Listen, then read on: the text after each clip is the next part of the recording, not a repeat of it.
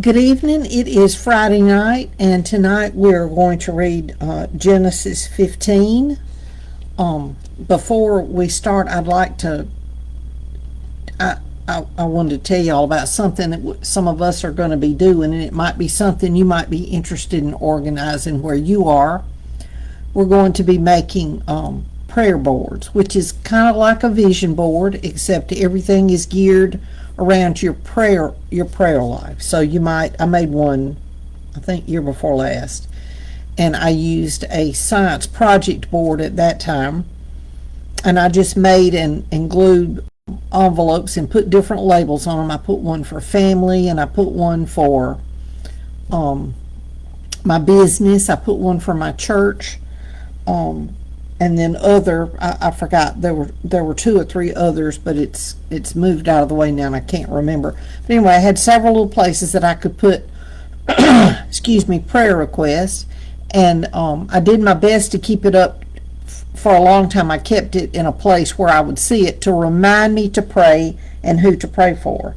And as prayer requests were answered, I noted those, but I cut little pieces of paper that were like, I would take like printer paper and cut it in, I don't know, 2x6 pieces, probably not that size, but I just folded the paper a bunch of times in half and then just cut it on those fold lines to make little pieces that were the right size to write prayer requests on, make notes, and put it in the envelopes.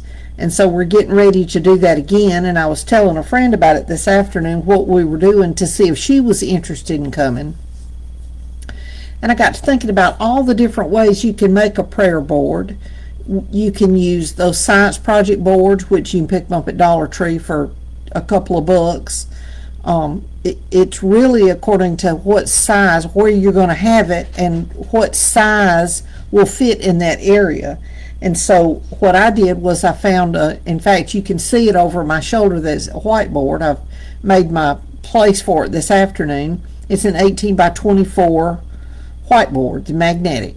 And I've got it there because I bought a little rolling cart that I use for this desk that I'm at is a standard desk, and but it doesn't have an L shape, and I like having something where I can keep under my left elbow to jot notes and things. And so I got this little cart. It's like a microwave cart or something, and I've got it over here on my left side, and I keep all my Bible supplies, my Bible, my prayer notebooks, my study notebook, things like that. I've got it all together, pens and things like that, so that it's at my fingertips.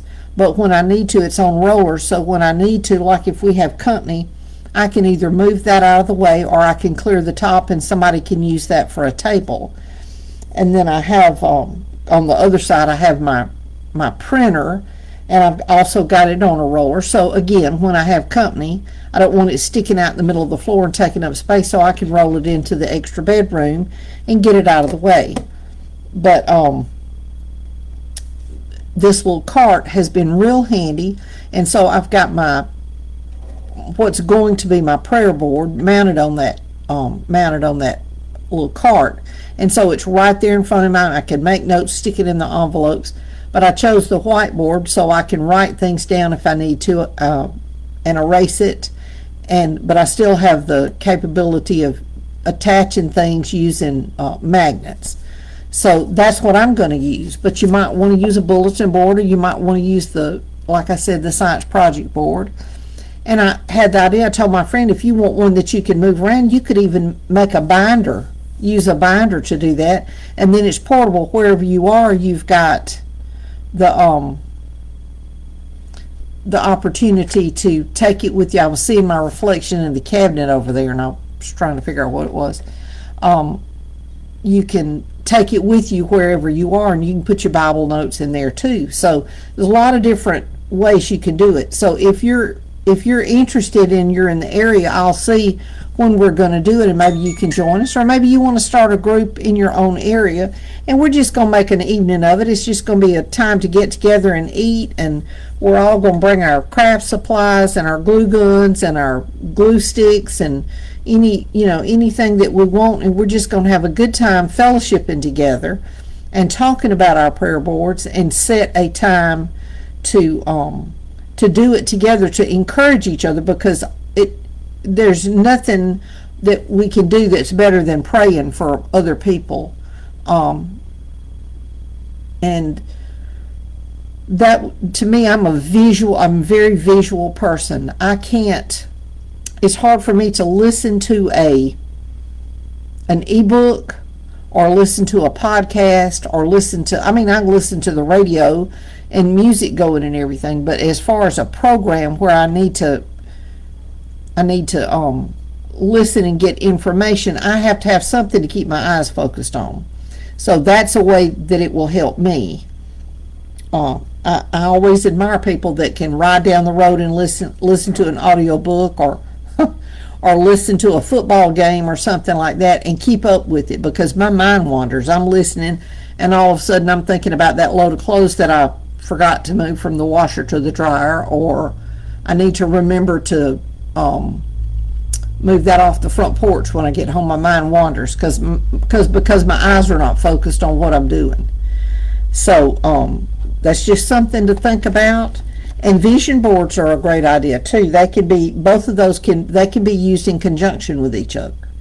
But if you haven't done a vision board, look it up, get some ideas, and gather some friends with you, and y'all just have an evening of making your own prayer boards. And I would love to see what you come up with. So that's something we're going to be working on, and I'm encouraging my friend. She came up with the idea, and we're all going to go. She's going to feed us, and we're going to make sure that we bring enough supplies so that everybody's got some items to play with, to work with, and I think it's going to be a lot of fun. And on a similar note, my daughter and her friends, I belong to a book club here in Crenshaw County, and we have a lot of fun. We meet every 2 weeks, unless it's a holiday. So we're just getting back from before Christmas. But her friends make an adventure out of it. My daughter Jennifer and her friends make an adventure out of it. They get together one Sunday afternoon, and they've all read the same book. Whoever chooses the book, I forgot what they do. Oh, one example is they all got this nice size bookmark, and it looks like acrylic. And then whoever chooses the book chooses little stickers that will go on the bookmark. So at the end of the 12 months or whatever, your bookmark is covered with stickers related to the books you read. So they've read several different books, but I mean, they have a whole adventure. They have a meal, they have crafts, they talk about the book, and it sounds like so much fun. I would love to do something that elaborate, but I think that's for young people. But I really admire them for doing that, and that's their fellowshipping time. I think all of them have young children, and so they have a time where they can fellowship together and have fun and talk about this book. And then I think they've got a text group that they talk back and forth about the books. And but it's other conversations too, and that goes back to that fellowship thing. When you fellowship with people, whether it's over a common book that you're reading, or whether you're going to a small group, or whatever you're doing, the book club, whatever you're doing, that's the people that you become closer to, because you learn about them. You learn who they are and the things that they enjoy and the foods that they like, and suddenly you've got these little in jokes between all of you. I've got a friend at church, and we've been in a couple of Bible studies together, and she is a big Alabama fan, and of course I'm a big Auburn fan. And so one Sunday she came to church, and I think she might have had her Alabama sweatshirt on or something with an Alabama thing on it. And then I walked up to her and I hugged her neck. I said, I'm going to hug you even if you do have that nasty thing on. And of course we laughed about it because we love one another. That was not an insult. That was just a playful jab. Well, that was one of the weeks that Alabama lost, and she told me, she said, it's your fault because you hugged me and said that about my thing. And so we've laughed about that. So every once in a while, she will say something on Facebook about Alabama, and I will say, do I need to come give you a hug? So, as a threat, So, but it's just fun. You just get to know people when you fellowship with them. It's great to go to church together, but it's also a lot of fun and a way to grow closer together when you can do small groups or different kinds of fellowship and activities together. And it's just a way to grow close. There's several of us at church, and I know this has nothing to do with Bible study, but there's several of us at church who occasionally, it's not every week, and it's probably not even once a month, but it's just when a good movie is out, some of us will say, do you want to go see this new movie? And of course we all get together and say, this one we're going Saturday afternoon at 2 or whenever we're going, and everybody does their best to go. We all get together and go see the movie, and then we might go get a bite to eat, or we might not. It's just according, but it's that fellowship. That's how you grow closer to people. And I feel so bad for people whose anxiety will not allow them to do that. And I wish there was something I could do to help them, but I don't know. I mean, of course I can pray for them, but I don't know what physically I don't know what physically I can do for them to help them. I feel like if they did it one time, they might enjoy it, but they might not, and I don't want to force somebody. But anyway, that's my little extra thing. Oh, and Michelle, remind me when I get off of here, I just had an idea I want to share with you. So anyway, tonight we're going to read Genesis chapter 15, and it's not very long, but we're going to take our time and read it. And I'm looking over here, chapter 15, to see if I've got any notes. Yes, okay. So it says, God's covenant with Abram. After these things, the word of the Lord came to Abram in a vision. Fear not, Abram, I am your shield. Your reward shall be very great. But Abram said, O Lord God, what will you give me? For I continue childless, and the heir of my house is Eleazar of Damascus. And I've got a note over here that says, why was Eleazar his heir and not Lot? Because Lot had left him, and that's a question. And Eleazar was a slave. And then I said, Abram was bold. Now, I don't know if this is something if the Lord showed me, or if I heard somebody say it. I need to start noting where I get things. And that's from Faith in Bible Nerds. She says, always cite your sources so later you can look back, and I did not do this. Abram was bold enough to question God, but he listened to the answer. And I have said that a lot of times. The God I serve is a big God, and he can handle when I ask questions. And I've said this before, but I'm going to tell you again. After Randy died, I want to make sure that I say this in the way that I mean it. Okay, so when Randy and I were married, he took care of most of the bills. That was just one of the things he did, just like I did most of the cooking. It wasn't that he didn't think I could. That was something that he enjoyed doing, and I did not enjoy doing it. So he took care of paying the bills, and I took care of other things. We each had things that we did, and of course, if he needed me to do something, I would. But because we each had a little business, we had separate checking accounts to run that business money through. And so he took care of the bills because he was making more money than I was. I had some things I took care of, but you see what I'm saying? He took care of the bills. And there were a lot of decisions that he made, and he wasn't doing it, again, he wasn't doing it to hide anything from me, but he made decisions and didn't particularly tell me what the decisions were. It was just little things. But after he died, those things became big because I didn't know some of the things he was doing. I didn't know why he had made the choices he had. They weren't bad choices, but I didn't understand why he made those choices, and that would have helped me know how to proceed. And so one day I was sitting at the foot of my bed, and there were some other things that were going on, and I said, Lord, why did you do this? Why is this happening? Why, not how dare you, but basically I was real angry because I was frustrated. I couldn't figure things out, and I said, why did you do this? Why did you do this? And as clear as I'm talking to you, the Lord said, it's none of your business. And that closed my mouth. And God did that because if he had said because X, Y, and Z, I would have argued with him and said, well, why couldn't you have done it this way? Or why didn't you do that? But by him saying it was none of my business why he chose to do it that way, how are you going to answer that? So I shut up. Now, I'm not saying he's going to tell you that, but that was what settled my mind, was that it didn't matter why he did it because it wasn't anything to me. So it is absolutely okay to question God as long as you're ready to hear the answer when he gives it to you. You just listen to what he's saying. So let me get back to this. And Abram said, behold, you have given me no offspring, and a member of my household will be my heir. And behold, the word of the Lord came to him, this man shall not be your heir. Your very own son shall be your heir. And he brought him outside and said, look toward heaven and number the stars, if you are able to number them.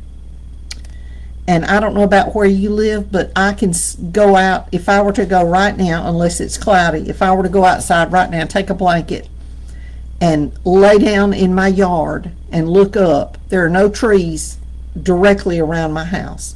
And there's very little unnatural light. There's no street lights. The house across the road may have their porch light on, and I may have my porch lights on, but I could turn them off and let my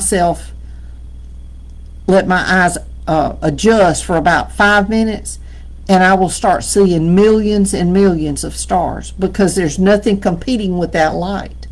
Now, it may not be that way at your house, but it is overwhelming to look up and see all those stars. It's just, I've never seen anything like it in nature before because I've never lived anywhere where I could see so many at one time. So he said, look toward heaven and number the stars, if you are able to number them. Then he said to him, so shall your offspring be. And he believed the Lord, and he counted it to him as righteousness. And he said to him, I am the Lord who brought you out from Ur of the Chaldeans to give you this land to possess. But he said, O Lord God, how am I to know that I shall possess it? He said to him, bring me a heifer 3 years old, a female goat 3 years old, a ram 3 years old, a turtle dove, and a young pigeon. And he brought him all these, cut them in half, and laid each half over against the other. But he did not cut the birds in half. In other words, he had the two halves of the sheep here, the lamb and all that. He had it all lined up with like a little walkway down between it. And when birds of prey came down on the carcasses, Abram drove them away. And as the sun was going down, a deep sleep fell on Abram, and behold, dreadful and great darkness fell upon him. Then the Lord said to Abram, know for certain that your offspring will be sojourners in a land that is not theirs, and will be servants there. And they will be afflicted for 400 years. Now that's while they were in Egypt as slaves. But I will bring judgment on the nation that they serve, and afterward they shall come out with great possessions. Now I will tell you, that's exactly what happened. We'll get to that later, but I'm telling you, that's exactly what happened. As for you, you shall go to your fathers in peace. You shall be buried in a good old age, and they shall come back here in the 4th generation, for the iniquity of the Amorites is not yet complete. When the sun had gone down and it was dark, behold, a smoking firepot and a flaming torch passed between these pieces. On that day the Lord made a covenant with Abram, saying, to your offspring I give this land, from the river of Egypt to the great river, the river Euphrates, the land of the Kenites, the Kenizzites, the Cadmonites, the Hittites, the Perizzites, the Rephaim, the Amorites, the Canaanites, the Girgashites, and the Jebusites. Now, it may seem like random naming off all those people, but if you go back and look, all of these were offspring of some of Noah's other children, some of Noah's children, and even farther back than that. Well, it can't be farther back than that. But these were all distant relatives who were not following God. They were living the way they wanted to live. So that's where the land came from. All these little families that were here, that were there, and they were not supposed to be there. So all the Bible is connected, all of it. When I get through here, I'm going to share a link on my Facebook page. I'm not going to put it on here because it'll get deleted, but I'm going to put a link on there that shows how all the scriptures, it's a visual depiction of how all the scriptures are connected. And it's really, people don't realize how much it is until they look at something like this, but I'm going to add that as a link. But anyway, that's the end of chapter 15, and I appreciate y'all joining me tonight, and I will see you tomorrow night.